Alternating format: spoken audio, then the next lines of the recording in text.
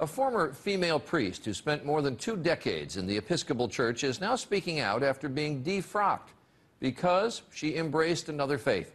Today, Ann Holmes Redding calls herself both a Christian and a Muslim, but her move to Islam came at a very high price.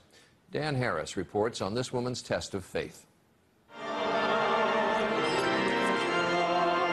Ann Holmes Redding was an Episcopal priest for 25 years until a radical test of faith. Several years ago, while she was mourning the death of her mother, she was trying out an Islamic meditation technique that she learned in an interfaith class. And that, she says, is when it happened. It came with such clarity and such power that I could understand it as nothing else but an invitation from God. In fact, she says it was Jesus himself who led her to Islam. You think Jesus led you to become a Muslim? Yes, yes. Yes. You're laughing. Because I know it doesn't make sense to people. Now, Redding not only prays in church, but she also prays 5 times a day to Allah. In Islam, Jesus is viewed as a prophet. Yes. Not as the Son of God. Yes, you're right. So yours is a radical rethink of the Christian scriptures, a rethink that a lot of people would call heretical.